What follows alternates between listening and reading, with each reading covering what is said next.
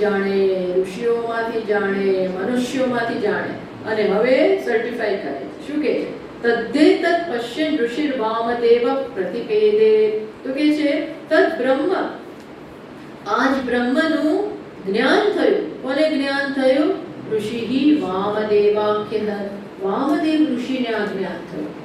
હવે વામદેવ ઋષિ માટે એવું કહેવાય છે કે એમને આ જ્ઞાન ક્યાં થયું ખબર છે? માતાના ગર્ભમાં જ જ્ઞાન થયું એવું કહેવાય છે. માતાના ગર્ભમાં છે, અંદર છે અને અંદરથી જ આવું બોલે છે એવું કહેવાય છે. અંદર જ જ્ઞાન થયું. તો ત્યાં ગુરુ કોણ આવ્યા? ત્યાં ક્યાં ગુરુ આવ્યા? પણ એવું કહેવાય છે, આવી બધી છે કથાઓ કે એમના કંઈક થોડાક જ પાપ બાકી હશે, થોડાક કર્મો બાકી છે એટલે જન્મ તો લેવો પડ્યો, માતાના ગર્ભમાં તો આવવું પડ્યું. પણ ત્યાં જ બસ એટલું જ હતું એટલે કર્મો ખપી ગયા. એટલે જેવા એ દુરિત અવરોધો ગયા, થોડું બાકી કામ હશે, એટલા આગલા જન્મમાં એ બધું પત્યું નહીં એટલે આવવું પડ્યું. કોઈ કાજી એ બધા ઊંડાણમાં આપણે નથી ઉતરતા, પણ આવું કહેવામાં આવે છે. અને ત્યાંથી જ એમને જ્ઞાન થઈ ગયું. કારણ કે સોલિડ સંસ્કાર, એ સંસ્કાર બધા ખૂબ સોલિડ હશે અને આટલો અવરોધ ગયો એટલે વ્યક્ત થઈ ગયું. એટલે ત્યાં બોલે છે, એવું કહે છે કે મને એટલું ત્યાં માતાના ગર્ભમાં એટલા અવરોધ છે, એટલું પેઇન છે, એટલું બધી દુઃખ પડે છે, છતાં પણ હું જોઉં છું કે હું કોણ છું? અહમ મનુ, અહમ સૂર્યશ્ચ. હું બ્રહ્મ છું.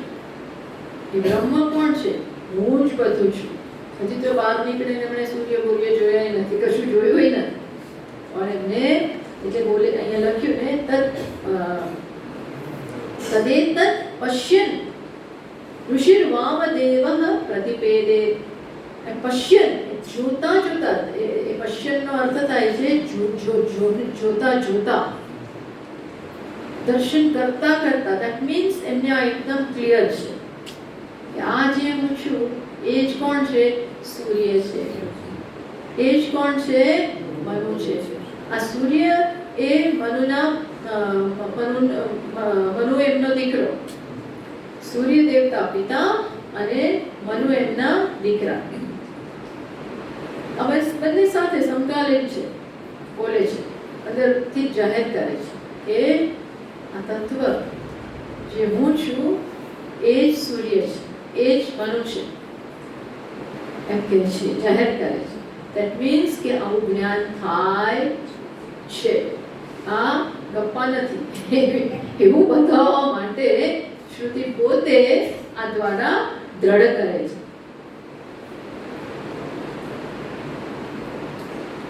માટે આશા માટે કહ્યું કે આવું થયેલું છે, જેથી કરીને, કારણ કે નેતાજી ને અહીંયા એક પ્રશ્ન જન્મ્યો. શું પ્રશ્ન જન્મ્યો?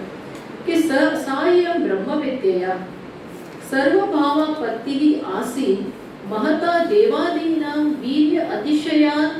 તો કે આવું જ્ઞાન થાય ખરું, અમે સમજી શકીએ, પણ કોને થાય? દેવતાઓને થાય. એ માની શકાય, કારણ કે એ લોકો કેવા છે?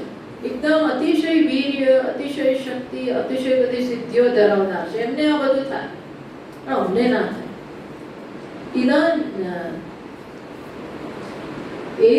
એદમ યુગીના નામ, એટલે કે આ યુગના મોડર્ન લોકોને, કળિયુગના આ 21મી સદીના માણસોને જ્ઞાન થાય ભાઈ નહીં, શક્ય જ નથી. કેમ? એક તો મનુષ્ય, અને એમાંય કેવા? અલ્પ વીર્યત્વા, અત્યંત ઓછી એમની શક્તિ, પ્લસ જે કોઈ શક્તિ છે એ આ અશુદ્ધ અંતઃકરણને કારણે બધું જ કુંઠિત થઈ ગયું, એટલે ન થાય એમ કહેવા માંગે કે આવું કોઈ દિવસ થાય? આ જમાનાના લોકોને આ બધું થાય ભાઈ નહીં, મોડર્ન લોકોને આ બધું ના થાય. તો એ જે શંકા જન્મી શકે, એટલે કે ભાઈ આવું કોઈ આવી વાતો ચાલતી હોય એટલે આપણા યુવાનો બધા હોય ને એમ પૂછે આવું કંઈ થયું છે કોઈ દિવસ? કોઈને આ જ્ઞાન થયું છે? તમે જે વાતો કરો છો એ કોઈને થયું છે? બી પ્રેક્ટિકલ એમ. Is it practical? જે બોલો એ પ્રેક્ટિકલ છે? It is easy to speak, પણ આ પ્રેક્ટિકલ છે? It is not practical. એવા પ્રશ્નનો આ જવાબ છે. શ્રુતિ પોતે સમજે છે કે આવો પ્રશ્ન થઈ શકે. એટલે શ્રુતિ પોતે શું કહે છે? તદિદમ અપી એતર્હિ ય એવં વેદ તદિદમ શું કહે છે? તદિદમ પ્રકૃતમ બ્રહ્મ એતર્હિ એતસ્મિન અપી, એટલે શું? વર્તમાન કાલે, વર્તમાન કાળમાં પણ જે કોઈને આવું થાય એને શું થાય? પણ એવા કોણ હોય જે આવું જાણે? ય એવં વેદ, હા, આવું જાણવા વાળા હોવા જોઈએ. ક્યારે હોય? અહીંયા પણ સૌથી સારામાં સારી બ્રહ્મમાં વિશેની વસ્તુ શું છે કે તમે તમારું હૃદય પણ જે હોય, ઉપાધિ જે હોય, પણ આ બ્રહ્મ તો એ છે જ. બ્રહ્મમાં કોઈ ક્ષતિ આવતી નથી, વધારો નથી થતો, ઘટાડો નથી થતો, એ કટાઈ જતું નથી, સમય જાય એને કટાઈ, આવું કશું છે જ નહીં. એટલે એ તો એવું ને એવું જ બ્રહ્મ સ્વરૂપ તો એવું ને એવું જ છે. માત્ર ત્યાં ધ્યાન કેન્દ્રિત કરવાની જરૂર છે. અને જીવનના અનુભવો પર્યાપ્ત છે આપણને ત્યાં ધ્યાન કેન્દ્રિત કરાવડાવવા માટે. જીવનના બધા અનુભવો જો આપણે સાંભળીએ, સમજીએ, તો બધા અનુભવો શું કહે છે? હું બરોબર નથી, મારી પાસેથી માંગીશ નહીં, તું મારી પાસેથી જે ઈચ્છે છે હું આપી નહીં શકું, આઈ એમ વેરી સોરી. જગત આપણને સતત શું કહે છે? અનુભવો આપણને શું કહે છે? મારી પાસે કંઈ છે નહીં, તું જે ઈચ્છે છે એ હું આપી શકું એમ છું નહીં, કારણ કે હું મર્યાદિત છું. એટલે કુંડકમાં કહ્યું ને કે જીવનના અનુભવોને તપાસો, બરોબર પરીક્ષા કરો, સમજો. પ્રત્યેક અનુભવ કહે છે કે હું પૂર્ણ નથી. ઉપાધિના સ્તરે બધી વસ્તુ મર્યાદિત છે. અમર્યાદિત તારું સ્વરૂપ છે, એ સિવાય બીજું કશું અમર્યાદિત છે જ નહીં. જગત આવું કહ્યું છે, કહી રહ્યું છે સતત. તો જે આ સમજે એ આ જમાનામાં પણ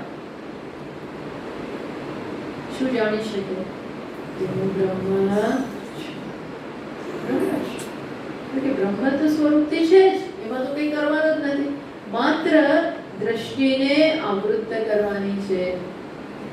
કશ્ચિત ધીરઃ પ્રત્યગાત્માનમ ઐક્ષત આવૃત્ત ચક્ષુ.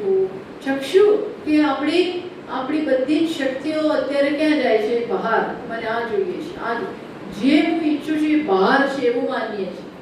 જે કૃતકૃત્યતા, જે સંતોષ આપણે ઈચ્છીએ છીએ બહાર છે. બહારના સંજોગોમાં, બહારની વ્યક્તિઓમાં, ધનમાં, સંપત્તિમાં, સ્થાનમાં એવી રીતે છે એવું માનીએ છીએ. એટલે જ આપણી બધી શક્તિ બહાર તરફ વહી રહી છે. આપણો સમય, આપણી શક્તિ ક્યાં વહે છે? બહાર તરફ. જેમ અત્યારે આટલું પાણી ભેગું થાય છે, બધું દરિયામાં જતું રહેવાનું. ડેમોમાં ભરાય પણ પછી એ શું જતું રહેશે, વહી જાય છે. એમ આપણી બધી શક્તિ ક્યાં વહી જાય છે? ત્યાંથી મળશે, ત્યાંથી મળશે, ત્યાંથી મળશે. આ ટ્રાય કરું, ન ફાવ્યું એટલે પેલું ટ્રાય કરું, થોડા વખત એ કર્યું, પછી એ મૂકી દઉં, પછી બીજું, પછી બીજું, પછી બીજું, પછી બીજું. ત્યાં તો શું થાય? સમય પૂરો થઈ, ત્યાં સમય પૂરો થઈ. એક પછી એક પછી એક આપણે ટ્રાય કરીએ. જેમ હનુમાનજીની પેલી કથા બધાને ખબર છે ને? હનુમાનજીને એક દિવસ અયોધ્યામાં લોકો આવી ગયા. રામચંદ્રજીને સીતા અયોધ્યામાં આવી ગયા, રાજ્યાભિષેક થઈ ગયો. હવે ત્યાં હનુમાનજી ભેગા આવ્યા છે. હનુમાનજી આ બધા લોકો ભેગા. હનુમાનજી પછી રહી ગયા, હું તો અહીંયા તમારી સેવા કરવા માંગુ છું, એ રહી ગયા. અહીંયા જ છે ભેગા એમની સાથે અયોધ્યામાં. પછી એક દિવસ રામ અને સીતા વોક લેવા નીકળ્યા, ગાર્ડનમાં વોક લેવા જાય છે. તો પાછળ પાછળ આવે છે. કોણ આવે છે? હનુમાનજી ભેગા આવ્યા. હંમેશા ભેગા, બધે ભેગા જાય. એટલે સીતાજીએ કહ્યું કે એમને એકદમ યાદ આવી કે અમે કેટલી મારી મદદ કરી, એ ના હોત તો શું થાત.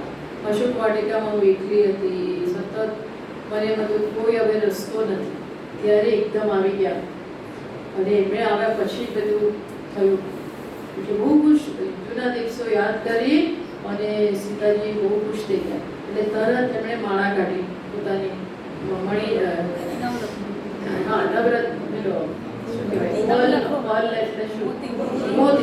મોતીની માળા કાઢી, સરસ મોતીની માળા કાઢી એમને આપી. લે એટલે હનુમાનજી તમે જાણો છો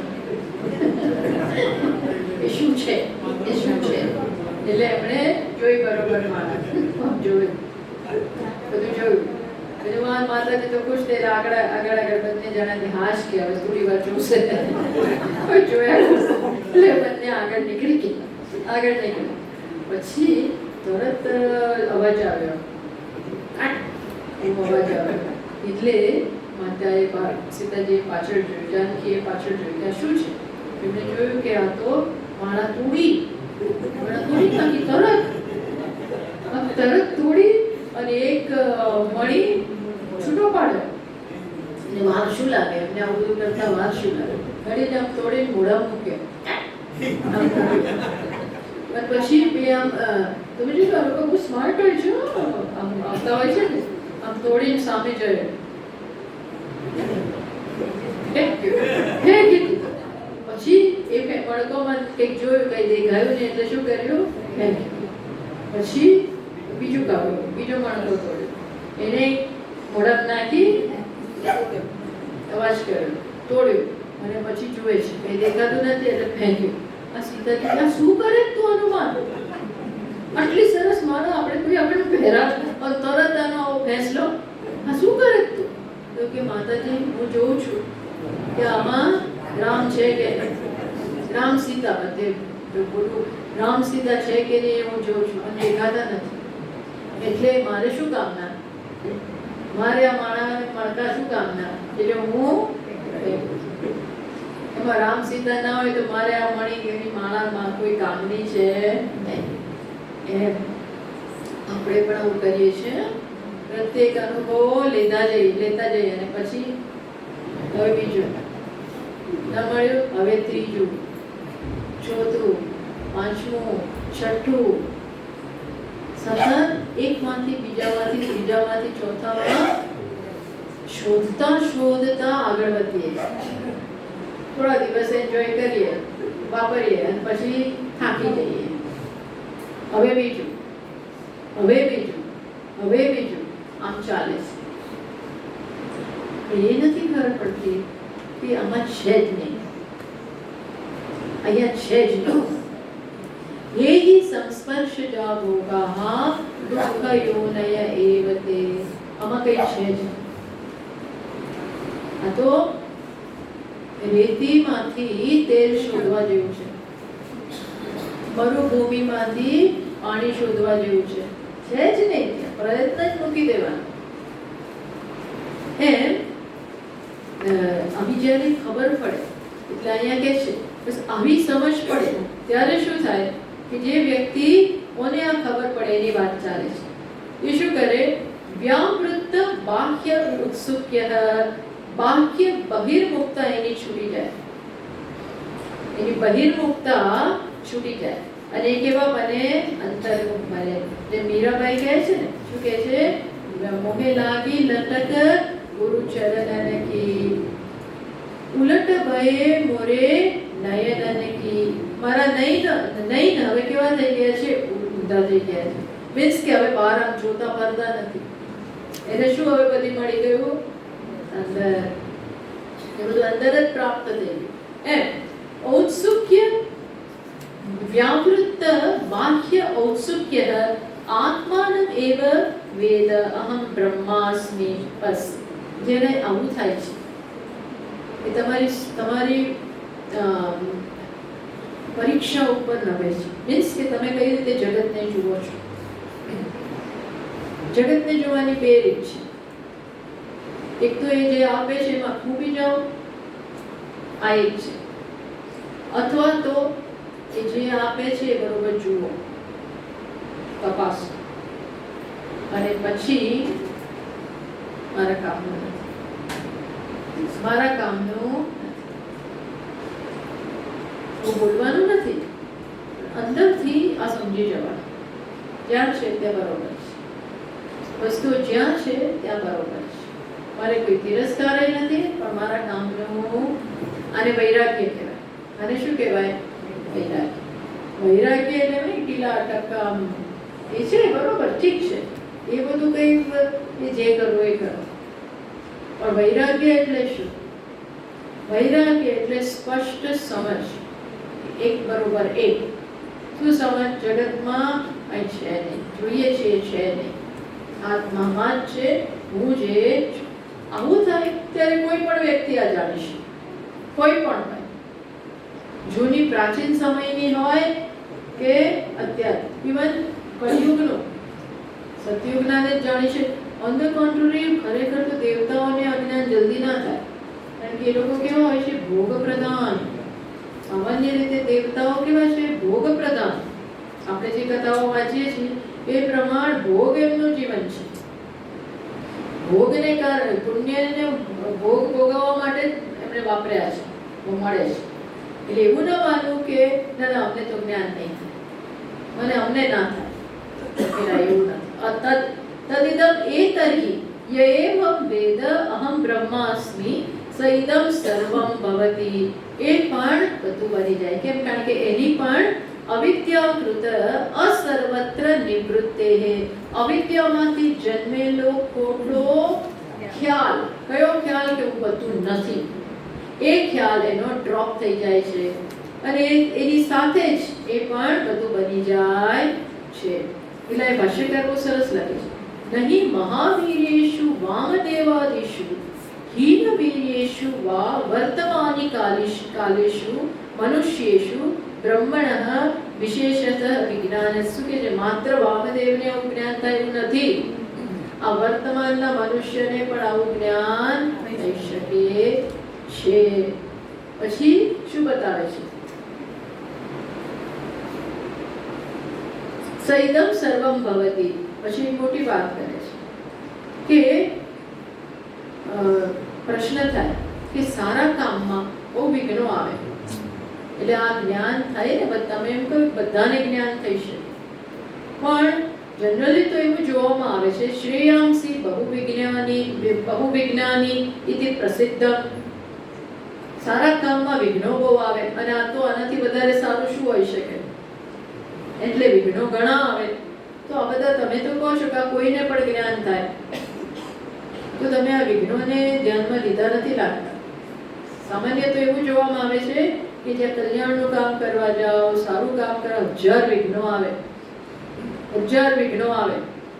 શિબિરમાં આવવાનું હોય ત્યાં સાંજે ખબર પડે કે મહેમાન આવવાના છે, એટલે તમે નહીં જવાય, ના જવાય, શિબિરમાં ના જાય. કેમ? કોણ આવવાનું છે? અમસ્ત તો ફરવા આવવાનો છે. આજે મહેમાન આવવાના, અમસ્ત તો આવવાના જ ફરવા. તો કેટલાય વિજ્ઞાન ક્લાસમાં જતા હોય ત્યાં ફોન આવે કે હું આવું છું, તો ઘણા તો ઉપાડે, ત્યાં બોલે, ઘણા ઉપાડતા જ નથી. ટૂંકમાં સારા કામમાં અનેક બધા વિઘ્નો આવી શકે. તો પછી જ્ઞાન કેવી રીતે થશે? આ જ્ઞાન જેવું તો ઉત્તમ બીજી કોઈ વસ્તુ નથી. તો આમાં તો કેટલા વિઘ્નો આવે. That means it's not easy. તમે કહો છો કોઈને પણ આ જ્ઞાન થઈ જાય, જાણે આપણે ભ્રમત વાત હોય એવી વાત કરો છો. તમે તો ભ્રમત વાત હોય એવી વાત કરો છો. તો કે હા, પણ વિઘ્નો કોણ નાખે? દેવતાઓ નાખે, ગ્રહો નાખે, આ બધા નાખે. એ લોકો નહીં નાખે વિઘ્ન. તો અહીંયા ભાષ્યકાર મંત્ર શું કહે છે? શું કીધું? એ લાઈન બતાવો જોઈએ મને. શું કીધું?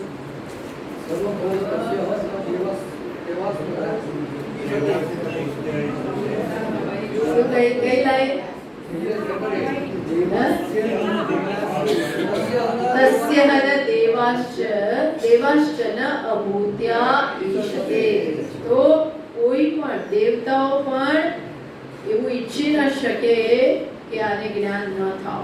મીન્સ કે દેવતાઓ પણ એની કોઈ હાનિ કરી શકે નહીં, ન કરી શકે. કેમ? કેમ ના કરી શકે? કેમ? તો બીજી લાઈનમાં કહે છે, બીજી પંક્તિ કઈ છે? આત્મા હિ એશામ સહ ભવતિ. કેમ? કારણ કે એ તો દેવતાનો આત્મા જ છે. દેવતાનો આત્મા થઈ ગયો. ત્યાર સુધી નહોતી ખબર. ત્યાં સુધી આ દેવતા જુદા નોઈ જુદી. પણ હવે શું ખબર પડી? આ એક છે જે અહીંયા છે. એટલે દેવતાઓ પણ કઈ કરવા જાય તો એ કોને કરે છે? પોતાને જ. પોતાની એ ભલે આની ઉપાધિ નહીં, મીન્સ એ પહોંચાડવા જાય, પણ પેલાનો અહંભાવ તો શેમાં છે? આત્મામાં છે. એટલે લખ્યું તસ્ય હન દેવાશ્ચ અનભૂત્યા ઈશતે. દેવતાઓ પણ મહાવીર્યશ્ચ અપી અભૂત્વા અભવનાય બ્રહ્મ સર્વભાવસ્ય ન ઈશતે ન પર્યાપ્તાઃ. એ કરવા માટે ઋષિઓ પર દેવતાઓ પણ પર્યાપ્ત નથી. કેમ? કારણ કે આ બધાના જ આત્મા તળી જાય છે. આ સાથે શું થાય છે કે વિદ્યા સૂત્ર સમાપ્ત થાય છે. વિદ્યાનું મહાત્મ્ય બતાવ્યું, વિદ્યાનું ફળ બતાવ્યું, અને આ વિદ્યા કોઈ પણ પ્રાપ્ત કરી શકે એ વસ્તુ બતાવી. અને વિદ્યાનું શું બળ છે કે હવે તમને કોઈ અડીએ ન શકે. શરીરને નહીં, કોને? આત્માને. આત્માને કોઈ. એટલે આ વસ્તુ અર્જુનને સમજાવવા માટે ભગવાને શું કહ્યું? નૈનં છિંદંતી શસ્ત્રાણી. મરી જશે લોકો, આમ થશે તેમ થશે. અર્જુન કહે છે, એટલે ભગવાન કહે છે આત્માને શસ્ત્રોય ન છેદી શકે. નૈનમ દહતી પાવક. અગ્નિ આત્માને બાળી ન શકે. ન ચૈનમ ક્લેદયંતી આપઃ. આપઃ પાણી આત્માને ભીજવી ન શકે. ન શોષયતિ મારુતઃ. વાયુ આત્માને શોષી ના શકે. કેમ? વાયુનો આત્મા, અગ્નિનો આત્મા, કોઈની આત્મામાં પ્રવૃત્તિ ના થાય. સમજ્યા તમે? આ એક ઘડો બીજા ઘડાને તોડી શકે. આમ જોરથી આ ફટકારીએ તો આના નાના આઘાતથી આ વસ્તુ તૂટી જાય. પણ ઘડો માટીને તોડી શકે? કેમ? કારણ કે એનો જ આત્મા છે. એમ આત્માને કોઈ ક્ષતિ પહોંચાડી શકે નહીં. આ વિદ્યાનું મહાત્મ્ય બતાવે. હવે એનાથી ઓપોઝિટ શું કહે છે? અવિદ્યા સૂત્ર. હવે આવે છે અવિદ્યા સૂત્ર. એટલે આ જે કંડિકા છે, 10મી કંડિકાનો અડધો પાર્ટ વિદ્યા સૂત્ર છે, અને હવેનો પાર્ટ કયો છે? અવિદ્યા સૂત્ર. એ આપણે પછી જોઈએ, પછીના ક્લાસ. ઓમ પૂર્ણમદ પૂર્ણમિદં પૂર્ણાત પૂર્ણમુદચ્યતે પૂર્ણસ્ય પૂર્ણમાદાય પૂર્ણમેવાવશિષ્યતે. ઓમ શાંતિ શાંતિ શાંતિ. શંકરં શંકરાચાર્યં કેશવં બાદરાયણં सूत्रभाष्यकृतौ वन्दे भगवन्तौ पुनः पुनः. ईश्वरो गुरुरात्मेति मूर्तिभेदविभागिने व्योमवद्व्याप्तदेहाय दक्षिणामूर्तये नमः. ॐ शान्ति शान्ति शान्तिः. हरि ओम श्री गुरुभ्यो नमः. हरि ओम.